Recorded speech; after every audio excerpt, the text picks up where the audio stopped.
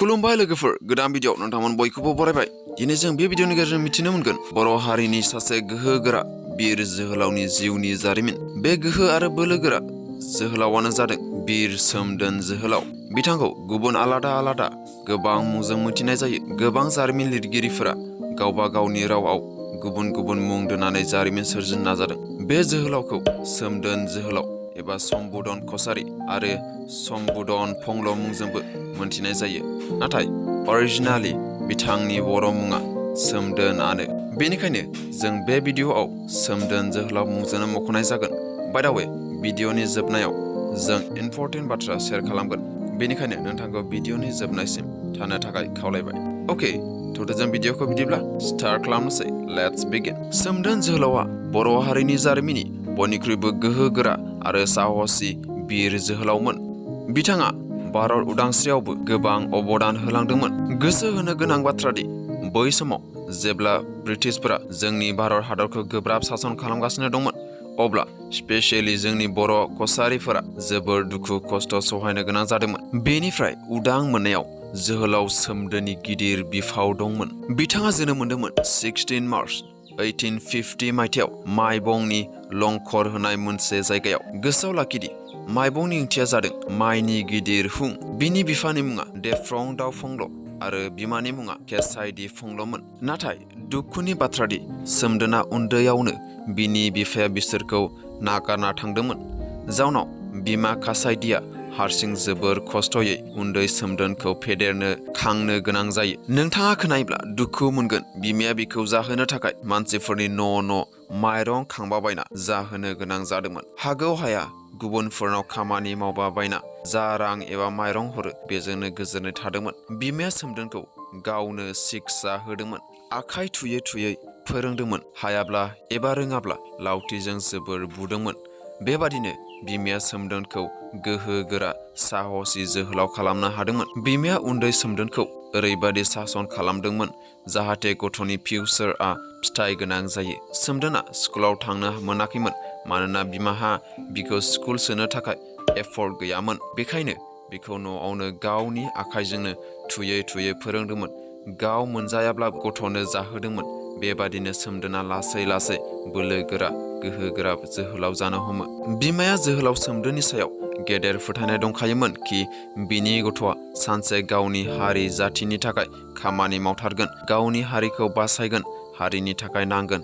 बेखौ ओरै बुंनाय जायो कि बिमाया बिखौ जोबोर अननायजों रायनायजों बुनायजों गावनि गथ'खौ जोहोलाव गिदिर खालामदों। नाथाय बेखौ गोसोआव लाखिदि गोहो गोरा साहसि गिदिर जोहोलाव खालामनो थाखायसो बिमाया बिखौ बेबादि ट्रेन खालामबोदों। जेब्ला सोमदोना सेंग्रा देरनो हमो, बियो गामिनि गावनि बैसोनि सेंग्राफोरखौ बुथुमनानै बुज्लायनो नांज्लायनो सोलोङोमोन। लावथिनि थुंग्रि सिखा बानायना गेलेयोमोन आरो गाव सान्थ्रि गाहाय जायोमोन। बै समाव ब्रिटिशफोरा जोंनि गासै भारत हादरखौनो गावसोरनि आथिं सिङाव दोनदोंमोन। गोब्राब सहायनो हायै सासन खालामगासिनो दंमोन। गोबां बिबांनि टेक्स जाबसिनना होदोंमोन। भारतारिफोरखौ गावसोर जा गोसो जायो बे खामानियावनो बाहायदोंमोन। इनाय अनागार खालामदोंमोन। बेफोरनि गेजेराव जोंनि बर' हारिनि मानसिफोराबो। ओरैनोथ' बर' हारिनि हालोदा मोजां नंखाया, नाथाय ब्रिटिश सासननि उनाव आरो जोबोर गाज्रिसिन जालांनो हमदोंमन। बेफोर गासैखौबो नुनानै सोमदोन जोहोलावा सिरि थानो हायासै। बेबादिनो बियो बर' हारिनि गासै सेंग्रा सिख्ला बयखौबो सांग्रांथि आरो खौसेथि जानो थाखाय खावलायो। नाथाय नोंथाङाथ' मिथिखागौआनो मा जोंनि बर' मानसिफोरा खौसेथि जायोना। 1832 मायथाइयाव साउथार्न कासार आरो 1854 मायथाइयाव नर्थार्न कासारखौ डिभाइड एन्ड रुल पलिसिनि गेजेरजों नगाव डिस्ट्रिक्टजों दाजाबना होयो आरो 1866 मायथाइयाव बे टेरिटरिखौ मोननै डिस्ट्रिक्टआव बोखावना होबावो, नगाव डिस्ट्रिक्ट आरो नागा हिल्स। बे डिभाइड एन्ड रुल पलिसिनि गेजेरजोंनो ब्रिटिश सरकारा दियं आरो कफिली बेलीखौ नगाव डिस्ट्रिक्टआव दाजाबना होयो। बेराफारसेथिं गुवार जौवेन ओनसोलखौ नागा हिल्सआव सोना होयो। गोसोआव लाखिदि बेफोर गासै ओनसोलनिफ्राय ब्रिटिश सरकारा टेक्स बोखाङोमोन आरो बे हायाव थानाय गासै बेसेन गोसा मुवाफोरखौ दिखोना लांदोंमोन, गासैनि सायावबो सोबख'दोंमोन। बर' हारिजों लोगोसे भारतबर्षआव थानाय गासै सुबुंफोरानो बिसोरनि लेबार जानांदोंमोन। गावनि हायावनो गाव सासन खालामजादोंमोन। गावनि हायाव गावनो गोजोनै थानो मोनाखैमोन। बर' हिन्जावफोरनि इन्दि खुन्दुंजों लुनाय सिफोरखौ खम बेसेनाव लांनानै गावसोरनि बानायनाय जिखौ गोबां बेसेनाव फानफैदोंमोन। हिन्जाव मानसिफोरखौ गावसोरनि देहानि गोजोननायाव बाहायदोंमोन। सेंग्रा मानसिफोरखौ गावसोरनि साहा बागानाव खामानि मावनो थुसोमना होदोंमोन। दाय गैयागारा बुसोमदोंमोन, लेंबैहोदोंमन। भारतबर्षनि मानसिफोरनि गेजेराव धोरोमारि दाङाबाजि सोमजिहोदोंमोन। बै समाव बर'फ्रा बाथौ धोरोम फालियोमोन। बेफोर गाज्रि आखुथायफोरखौ नुनानै सोमदोन जोहोलावा समाय लादोंमोन कि जेरैखि जाया ब्रिटिशफोरनि नासयनायनिफ्राय गावनि हारि बर'फोरखौ उदां खालामथारगोन। सोमदोन जोहोलावा मोनब्रै जाहोननि थाखाय ब्रिटिश सरकारजों नांनो थांखि लादोंमोन। बेफोर जाबाय नाम्बार 1 कासा रायजोखौ ब्रिटिश सासननिफ्राय उदां खालामनो। नाम्बार 2 गावसोरनि एबा बर' हारिनि थाखानाय हारिमु फोथायनाय आरो समाजारि धोरोमखौ बोखांफिननाय। नाम्बार 3 टेक्स एबा खाजोना खांनाय बन्द खालामनाय। नाम्बार 4 नर्थार्न आरो साउथार्न कासा रायजोखौ दाजाबफिननानै मोनसे कासा रायजो दाफिननाय।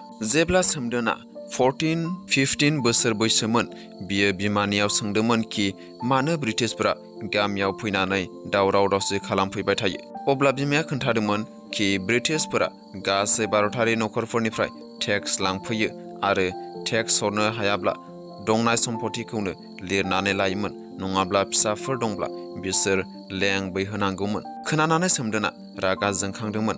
बै समनिफ्रायनो बियो ब्रिटिश हेंथा नांनो थाखाय थांखि लायो, मानोना बियो गावनि हारि बर'फोरखौ अनोमोन आरो मोजां मोनोमोन।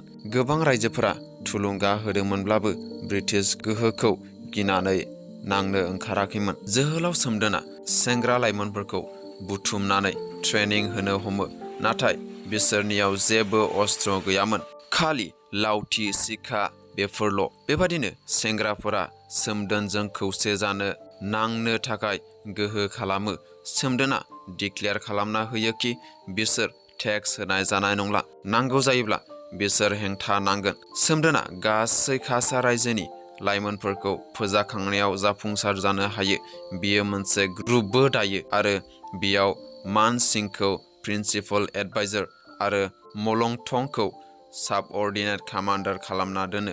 नांनाया जागायो 1881 मायथाइनिफ्राय 82 मायथाइयाव सोमदोननि ग्रुपआ ब्रिटिशफोरजों बानायजानाय बिल्डिंआव अर लागायना होयो। बै समाव major बयेटआ north Kasar हिल्सनि deputy कमिशनारमोन। District हेडक्वार्टार्स गुनजुंनिफ्राय बिखौ माइबंआव थिनहरनाय जादोंमोन आरो बिजों लोगोआव दंमोन 25 पुलिसफोर आरो सासे इउर'पियान अफिसार। दावहारुफोरा गुनजुं फारसे दावगालाङो आरो हेडक्वार्टार गुनजुंखौ सावनानै होयो। बेयाव बिसोर सानै ब्रिटिशफोरजों मावफाग्राफोर आरो सासे पुलिसमेन बुथारो आरो बेयाव थानाय गासै सरकारनि न'फोरखौ अर सावना लगायो। बेनिफ्राय आरोबाव बिसोर माइबं फारसे दावगालांबावो। बेयाव बिसोर ब्रिटिश सान्थ्रिफोरजों गोबां नारा नांनो हमो। बे नांनायाव दावहारु जोहोलावफोराबो साथाम साब्रैसो थैनो गोनां जादोंमोन।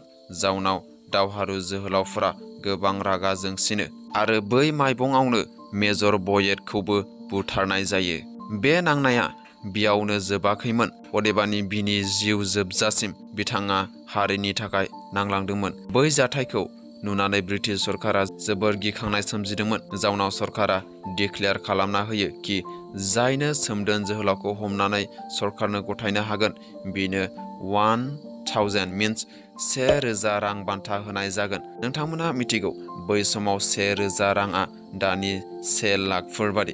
जुदि बेबादि खाबु होयोब्ला नोंथाङाबो होगौमोन नामा जोहोलाव सोमदोनखौ हमनानै ब्रिटिशफोरनि आखायाव? बियो जोबोर दुखुनि बाथ्रा। सानसेखालि बेलासि समाव जेब्ला सोमदोना गंसे बर' नखराव मोनानि खाजा जानो थाखाय लाहार फाहार खालामगासिनो दंमोन, नाथाय जोबोर दुखु गोनां बाथ्रादि बे नखरनि मालिकआ माब्लाबानो ब्रिटिशफोरनो खबर खालामना होयो। बेबादिनो जेब्ला सोमदोना ओंखाम जाबाय थायो, मानोना बियो मिथिया नखर मालिकनि खौरां हरनायखौ, जाफुबाय थानाय समावनो ब्रिटिश सान्थ्रिफोरा फैनानै बेंदिंफैयो। सोमदोना आन्दाज मोननो हायो। बियो जोबोर थाबैनो न'निफ्राय खिरखिजों बाज्रुमना खारो, नाथाय खारनायावनो सासे ब्रिटिश सान्थ्रिया सिखा खुख्रिजों आदैयाव खुबैनानै जोबोर गिदिर जखम खालामो। जाउनाव सोमदोना बारा गोजान खारनो हायासै।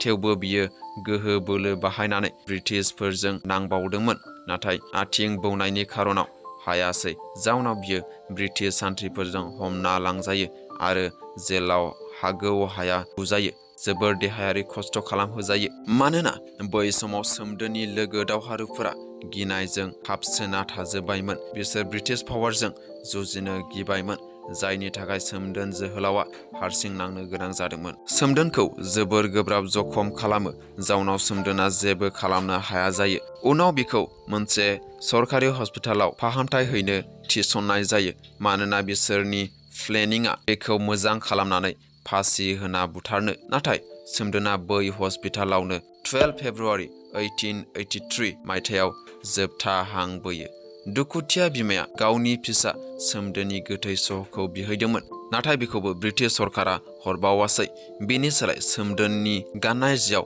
नांनानै थानाय थै गोनां जिखौल' गारना हरो दुखुथिया बिमाया जोबोर दुखु नांनानै फिसानि सिखौनो लानानै फैनो गोनां जायो सोमदोन जोहोलावनि गिलु बालु नांनाया गोबां सोलायहोनो हायाखैमोनब्लाबो बिनि गिनो रोङै नांनाया लकेल मानसिफोरनि गोसोआव सांग्रांथि आरो हादराव गोहो साहसनि नेरसोन जाना थायो बिनि नांनाया जोंनि भारत हादरनि उदांस्रि मोननायावबो गिदिर बिफाव दंमोन बिथाङा बर' कसारिफोरनि बयनिख्रुइबो गोहो गोरासिन आरो साहसिसिन जोहोलावमोन सोमदोन जोहोलावा थैनायनि उनावनो ब्रिटिश सरकारा खासा रायजोखौ नागारना थाङो बेयाव थानाय गासै हादरनि मोनथाय सोबख'ना लानाय गासै मुवा बेसादफोरखौ बिसोरनो होजोबफिनो बेबादिनो सोमदोन जोहोलावनि देरहासारनाया जाफुंसारो जोबथारनायाव बेखौनो फोरमायनो सानोखि बियो माहुरनि सेमदिखार होननाय मोनसे जायगायाव थांनानै बेयावनो बियो नासादि मुंनि सासे सिख्लाखौ